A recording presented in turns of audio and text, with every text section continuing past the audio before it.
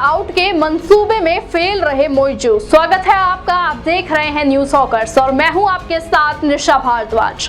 मालदीव में हुए राष्ट्रपति चुनाव में इंडिया आउट का नारा देने वाले मौजू अपने मंसूबों में कामयाब नहीं हो पाए, बल्कि उनकी खुद की ही संसद में रविवार यानी 28 जनवरी को सत्तारूढ़ गठबंधन और विपक्षी सांसदों के बीच झड़प हो गई, जिससे राष्ट्रपति मोहम्मद मौजू की ओर से बुलाए गए विशेष सत्र की कार्यवाही बाधित तक हो गई।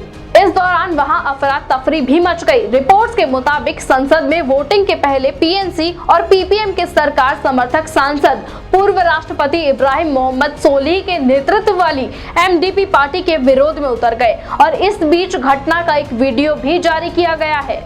वीडियो फुटेज में दिखाई दे रहा है कि शाहिम ने ईसा का पैर पकड़ लिया, जिससे वो जमीन में गिर गए और फिर ईसा ने शाहिम की गर्दन पर लात तक मारी और उनके बाल भी खींचे। तो वहीं अगर अब बात करें दोनों देशों के आपसी संबंध की, तो दोनों देशों के बीच हुई उच्च स्तरीय बैठक के बाद भले ही मालदीव से भारतीय सैनिकों की वापसी को लेकर औपचारिक सहमति बन गई हो, लेकिन खबर ये भी है कि भारतीय सैनिक मालदीव से वापस आएंगे और उनके बदले भारत वहां सिविलियंस की तैनाती करेगा।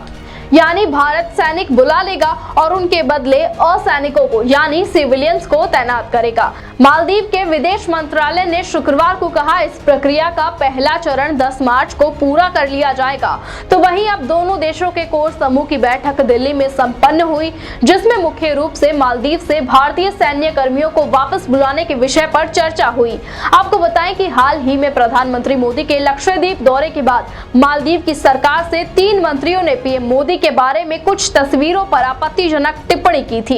इसके बाद से ही दोनों देशों के बीच राजनीतिक विवाद गर्मा गया। मामले पर विवादित बयान देने के बाद इन तीनों मंत्रियों को सस्पेंड तक कर दिया गया था, लेकिन इसके बाद मौजू ने भारत से 15 मार्च से पहले मालदीव से अपने सैनिकों को हटाने को कहा था। बता दें कि चीन समर्थक माने जाने वाले मौजू ने 5 दिन के अपने चीन दौरे के दौरान राष्ट्रपति शी जिनपिंग से मुलाकात तक की थी और उनका ये दौरा ऐसे समय पर हुआ था जब प्रधानमंत्री नरेंद्र मोदी के खिलाफ आपत्तिजनक टिप्पणी करने वाले मालदीव सरकार के 3 मंत्रियों को सस्पेंड किया गया था।